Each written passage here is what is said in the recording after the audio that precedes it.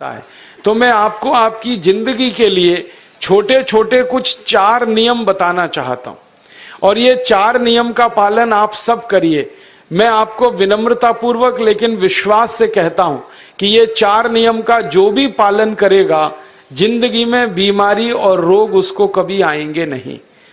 परम पूजनीय स्वामी रामदेव जी खुद 40-45 साल से इन 4 नियमों का पालन करते हैं। आप भी अगर ये पालन करेंगे तो बहुत अच्छा होगा। मैं भी करता हूं मेरे जीवन। मैं पिछले 15 वर्षों से योग प्राणायाम करता हूं, उसके साथ कुछ नियम मैंने बनाए हैं, वो नियम का पालन करता हूं और वही नियम आपको बताना चाहता हूं। स्वामी जी पालन करते हैं, मैं करता हूं, हमारे लाखों योग शिक्षक करते हैं और इन नियमों का पालन करने से हमको इतना लाभ हुआ है कि कभी बीमारी आती नहीं। 15 साल से मैंने हर बार मेरा बीपी चेक किया, नॉर्मल है, शुगर नॉर्मल है, ट्राइग्लिसराइड्स नॉर्मल है, कोलेस्ट्रॉल नॉर्मल है।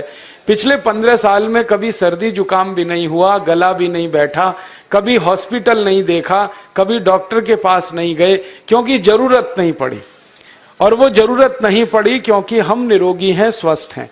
ये निरोगी और स्वस्थ होने के लिए आयुर्वेद की एक छोटी सी जानकारी आपसे मैं शेयर करना चाहता हूं। आयुर्वेद में ये कहा गया है कि किसी भी व्यक्ति को निरोगी होना है, रोग मुक्त होना है, तो अपने जीवन में 3 बातों का ध्यान रखे।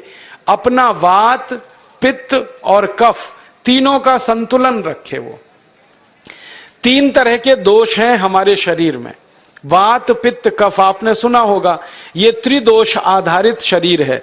जब वात बहुत बिगड़ जाता है तो 80 से ज्यादा रोग आते हैं।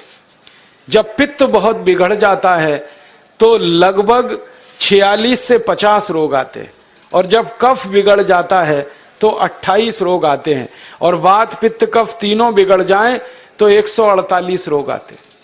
सर्दी, खांसी, जुकाम से लेकर और कैंसर तक जो आखिरी रोग माना जाता है, ये सब वात, पित्त, कफ के बिगड़ने का खेल है। तो इस देश के आयुर्वेद चिकित्सा के सबसे महान लोगों में से कुछ नाम आप जानते हैं, जैसे चरक ऋषि, जैसे सुश्रुत ऋषि। ऐसे एक ऋषि हुए बाघभट्ट। बाघभट्ट ऋषि ने एक पुस्तक लिखी है, उसका नाम है अष्टांग हृदयम, और एक पुस्तक लिखी है उसका नाम है अष्टांग संग्रहम। इन दोनों पुस्तकों में उन्होंने 7000 नियम बताए हैं। उनमें से 4 बताता हूं, अच्छे लगे तो आज से ही पालन करो और दूसरों को भी बताओ ताकि कोई भी इन नियमों का पालन करे तो बीमार ही ना पड़े। ये चारों नियम हैं वात, पित्त और कफ को संतुलित रखने के लिए। अब वात, पित्त, कफ तीनों एक साथ आपके संतुलित रहें तो उसके लिए पहला नियम है खाना खाने के तुरंत बाद पानी नहीं पीना। ये पहला नियम है। आप बोलेंगे ये तो बड़ी मुश्किल बात है, खाना खाते ही पानी पीते हैं हम तो सबके सब, और बिना पानी पिए खाना ही नहीं खाते। कई लोग तो खाने से ज्यादा पानी पीते हैं, खाना कम खाते हैं, पानी ज्यादा पीते हैं। ये खाना खाने के बाद पानी कभी भी नहीं पीना, क्योंकि महर्षि बाघभट्ट कहते हैं भोजनांते विषम वारी, माने भोजन के अंत में पानी पियो तो जहर के पीने के जैसा है। इसलिए वो कहते हैं कभी भी खाने के तुरंत बाद पानी मत पियो। अब आप मुझे पूछोगे क्यों नहीं पिए, कारण बता दो। कारण मैं बताना चाहता हूं सरल भाषा में। हम जब खाना खाते हैं ना तो पेट में सारा खाना इकट्ठा होता है। पेट में एक स्थान होता है, उसको हम कहते हैं जठर। संस्कृत में, हिंदी में जठर कहते हैं, अंग्रेजी में उसको एपिगैस्ट्रियम कहते हैं, हिंदी में कुछ लोग उसको आमाशय भी कहते हैं। ये जठर छोटा सा स्थान है। आपके पेट में नाभि है ना, उसके लेफ्ट साइड में बाईं तरफ छोटा सा स्थान है। सारा खाना आपका इसी स्थान पर आता है। जो भी आप खाते हो, रोटी, चावल, दाल, सब्जी, दूध, दही, कुछ भी खाओ, सब कुछ जठर में आता है। अब जठर में जैसे ही खाना इकट्ठा होता है तो उसमें आग जलती है और उस आग को कहते हैं जठर अग्नि। मिला के बोल देते हैं जठराग्नि। आप जैसे ही खाना खाते हो पेट में, जठर में अग्नि जलती है। वो अग्नि खाने को पचाती है और अग्नि खाने को ऐसे ही पचाती है जैसे रसोई घर की अग्नि खाने को पकाती है। आपके रसोई घर में आप अग्नि जलाओ, उसके ऊपर दूध रख दो, दूध में थोड़ा चावल डाल दो, अग्नि जब तक जलती रहेगी खीर तब तक बनती रहेगी। आप घर में अग्नि जलाओ, उसके ऊपर पानी रख दो, उसमें दाल डाल दो, दाल की पकने की क्रिया तब तक चलेगी जब तक अग्नि जलेगी।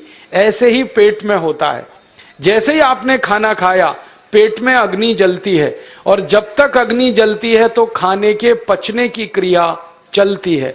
जैसे रसोई घर में खाना पकाते हैं वैसे ही पेट में भी खाना पकता है, इसी को हम पचने की क्रिया कहते हैं, अंग्रेजी में उसको डाइजेशन कह देते हैं। तो आपने खाना खाया, पेट में अग्नि जल गई, अब वो खाने को हजम करेगी, पचाएगी। अब मुझे एक प्रश्न का उत्तर दो आप, कि जैसे ही आपने खाना खाया पेट में अग्नि जल गई और वो खाने को पचा रही है, तुरंत आपने गट गट गट गट पानी पी लिया, और खूब ठंडा पानी पी लिया, बर्फ मिलाया हुआ पानी पी लिया, फ्रिज का पानी पी लिया, क्या होने वाला है? अग्नि जलेगी कि बुझेगी? अग्नि के ऊपर पानी डालो तो अग्नि और पानी की दोस्ती नहीं है, दुश्मनी है, पानी अग्नि को बुझा देता है। तो आपने खाना खाया, अग्नि जली, पीछे से गटगट पानी पी लिया, अब अग्नि शांत हो गई, अब खाना पचेगा नहीं, तो वो पेट में पड़ा पड़ा सड़ेगा, और सड़ा हुआ खाना 100 से ज्यादा विष पैदा करेगा, और वो 100 विष आपकी जिंदगी को नरक बना देंगे, और जिंदगी भर आप बीमार पड़े रहेंगे। आपको मालूम है, कई लोग कहते हैं मुझे पेट में बहुत गैस बनती है। ये गैस उन्हीं को बनती है जिनका खाना हजम नहीं होता। कोई लोग कहते हैं कि मुझे पेट में जलन होती है, ये जलन उन्हीं को होती है जिनका खाना पचता नहीं। कोई कहते हैं कि मेरे पेट में एकदम गुम हो जाता है, फूल जाता है, ये सब वो लक्षण हैं जब खाना पचता नहीं। तो खाना पचेगा नहीं तो सड़ेगा, सड़ेगा तो विष पैदा करेगा, और वो विष आपको बीमार करेंगे। इसलिए महर्षि भागवत ने कहा, खाना खाते ही पानी मत पियो। समझ में आया? फिर आप बोलोगे कितनी देर तक नहीं पिए? कम से कम 1 घंटे तक। 1 घंटे बाद पानी पियो। आप बोलोगे जी 1 घंटा क्यों? ये जो अग्नि जलने की क्रिया है ये लगभग 1 घंटे तक ही चलती है पेट में, उसके बाद अग्नि अपने आप शांत हो जाती है, उसके बाद पानी पी लो।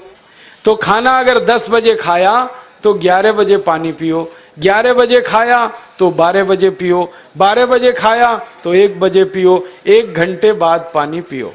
अब आपके मन में यह सवाल आ सकता है कि खाना खाने के पहले पी लें क्या?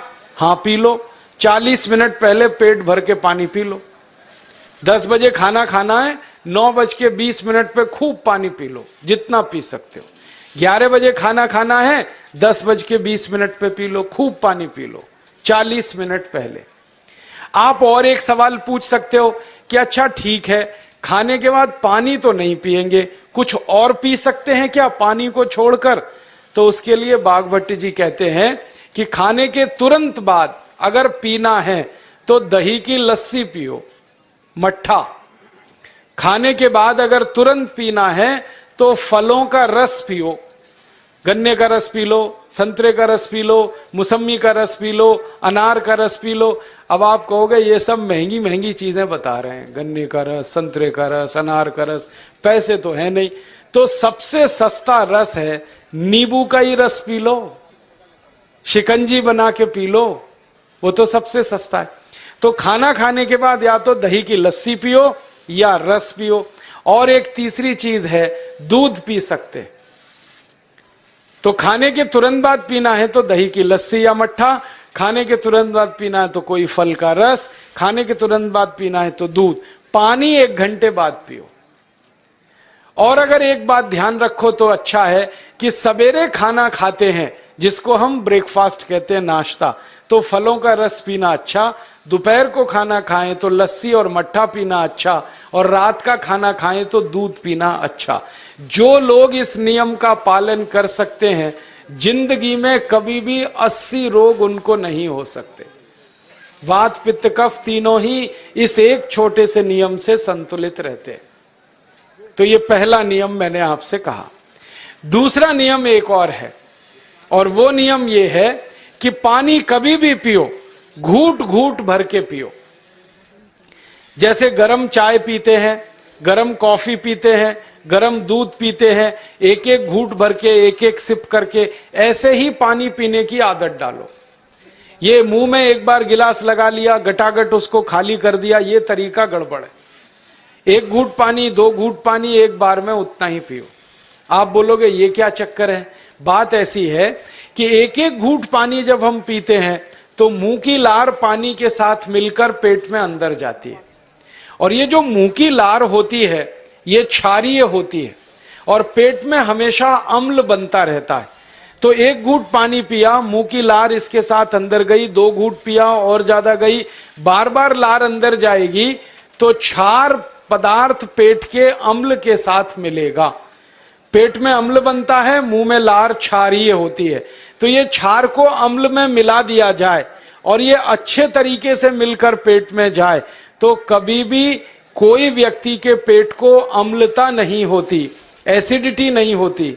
और पेट में अम्लता नहीं होती तो रक्त में अम्लता नहीं होती, और जिनके रक्त में अम्लता नहीं होती उनकी जिंदगी में कभी भी वात पित्त कफ के असंतुलन की स्थिति पैदा नहीं होती। इसलिए पानी घूट घूट करके पीना। मैं आपको एक छोटा सा मेरा ऑब्जर्वेशन बताता हूं, परीक्षण। आप भारत देश में या दुनिया में कहीं भी जाओ, मनुष्य को छोड़कर पशु पक्षियों को देखना शुरू करो, वो पानी कैसे पीते। किसी चिड़िया को पानी पीते हुए देखो, किसी पक्षी को पानी पीते हुए देखो, वो चोंच के एक बूंद ही के बराबर ही पानी उठाता है। एक बार में एक बूंद पानी लेगा, फिर थोड़ी देर चोंच चलाएगा, फिर पिएगा, फिर दूसरी बूंद लेगा, फिर चोंच चलाएगा, फिर पिएगा, फिर तीसरी बूंद। एक एक बूंद पक्षी पानी पीता है। कुत्ते को पानी पीते हुए देखो, चाट चाट के पानी पीता है। शेर को पानी पीते हुए देखो, चाट चाट के पानी पीता है। जितने जानवर चाट कर पानी पीते हैं, जितने पक्षी एक एक घूंट पानी पीते हैं, किसी भी पक्षी और किसी भी जानवर को डायबिटीज नहीं है, किसी को अर्थराइटिस नहीं है, कोई पक्षी ओवरवेट नहीं है, कोई पशु ओवरवेट नहीं है। वो सब स्लिम और ट्रिम है, क्योंकि वो इतने होशियार हैं कि पानी चाट के पीते हैं या घूट घूट करके पीते। अब मुझे ये हैरानी होती है कि ये पशु पक्षियों को कौन सिखाता है?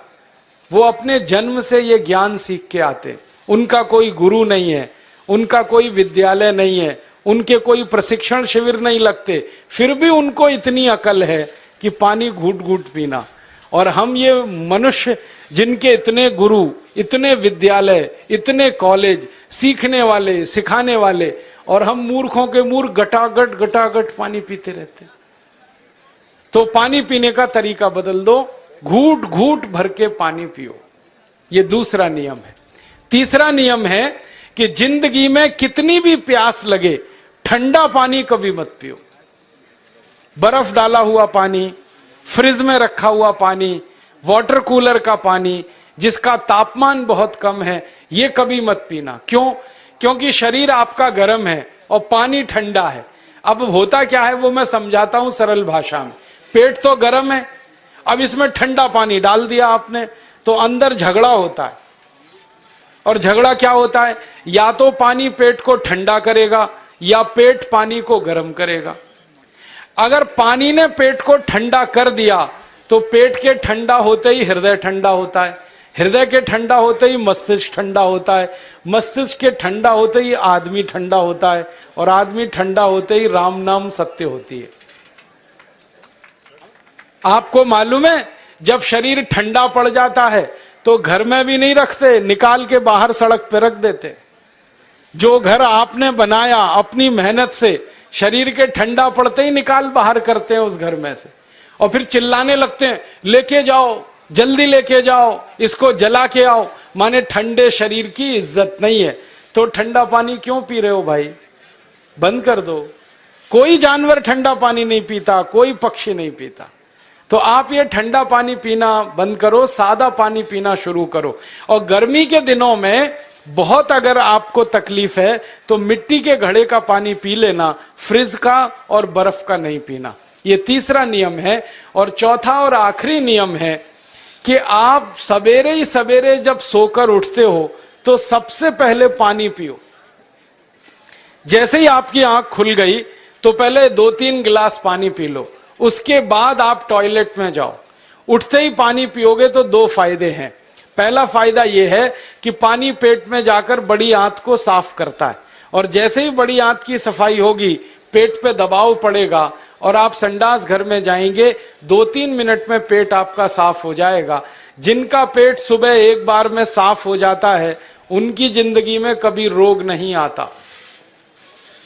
इसलिए सुबह सुबह उठते ही पेट साफ होना जरूरी है। और उठते ही पानी पियोगे तो मुंह की जो लार है वो पानी के साथ मिलकर अंदर जाएगी। सुबह पेट में एसिड की मात्रा ज्यादा होती है, इसलिए लार का पेट में जाना बहुत जरूरी है। इसलिए सुबह उठते ही पानी पीना बहुत जरूरी है। ये 4 नियम हैं आयुर्वेद के। पहला नियम, खाना खाने के 1 घंटे बाद पानी पीना। दूसरा नियम, पानी को हमेशा घूट घूट भर के पीना। तीसरा नियम, कभी भी जिंदगी में ठंडा पानी नहीं पीना। और चौथा और आखिरी नियम, सवेरे उठते ही सबसे पहले पानी पीना। 4 नियमों का पालन जो भी अपने जीवन में कर सकता है वो वात पित्त कफ तीनों को संतुलित रख सकता है। और जिसका वात पित्त कफ संतुलित है उसके जीवन में बीमारी नहीं आती है। और जो बीमार नहीं पड़ते हैं वो स्वस्थ और तंदुरुस्त और सुखी रहते हैं। उनकी जिंदगी का खर्चा कम होता है और देश का भी बहुत सारा पैसा बचता है। आपको शायद मालूम है या नहीं, 1 साल में हम जब बीमार पड़ जाते हैं भारतवासी तो साल का करीब 6 लाख करोड़ रुपया हमारा खर्च हो जाता है उन बीमारियों का इलाज करने में। इसलिए इतना पैसा फालतू में हम खर्च करें हर साल 6 लाख करोड़, ये बहुत बड़ी रकम है। इससे बेहतर यह है कि हम बीमार ही नहीं पड़ें और स्वस्थ रहें, सुखी रहें। और ये 6 लाख करोड़ का जो खर्चा हम करते हैं बीमार पड़ने पर, अक्सर ये एलोपैथी की दवाएं खाने में खर्च होता है। और जो एलोपैथी की दवाएं हम खा रहे हैं जैसे paracetamol, Baralgan, butazone, oxyphenbutazone, aspirin, Disprin, Novalgin, ये सब ऐसी खराब दवाएं हैं जो दुनिया के देशों में 20 साल पहले बंद हो चुकी हैं, भारत में धड़ल्ले से बिक रही हैं और हमको बीमारियों से ज्यादा गंभीर बीमारियों में फंसा रही। ज्यादातर दवाएं जो आप खाते हो वो किडनी खराब कर देती हैं, लीवर खराब कर देती हैं, आंतों में घाव कर देती हैं, विकलांगता आ जाती है, पैरालिसिस हो जाता है, ब्रेन हेमरेज हो जाता है, हार्ट अटैक आ जाता है। दुनिया में लगभग इस समय 84,000 दवाएं बिकती हैं और आपको सुनकर हैरानी होगी उनमें से मात्र 117 दवाएं हैं जो काम की हैं, बाकी सब बेकार की दवाएं हैं। उन बेकार की दवाओं को खाकर हम 6 लाख करोड़ खर्च करते हैं। ये बहुत दुख और अफसोस की बात है।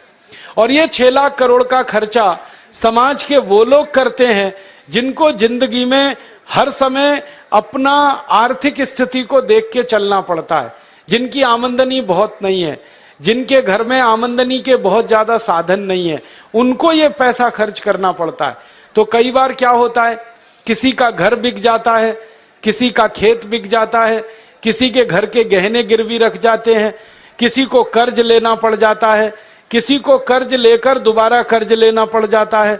मैंने इस हिंदुस्तान में पिछले 15 साल के प्रवास में देखा कि गांव-गांव के गरीब किसान कर्ज ले लेकर ये महंगी दवाएं खाकर इलाज करते हैं, डॉक्टरों को पैसा देते हैं, दवा कंपनियों को देते हैं, और वो पैसा फिर इस देश में से दूसरे देश में चला जाता है, क्योंकि अक्सर ये दवाएं बनाने वाली कंपनियां विदेशी होती हैं। तो हम 6 लाख करोड़ खर्च करें अपने खून पसीने की कमाई का, उससे अच्छा ये है बीमार ही ना पड़े, दवा खाने की जरूरत ही ना पड़े, तो हम सुखी रहें, स्वस्थ रहें। तो योग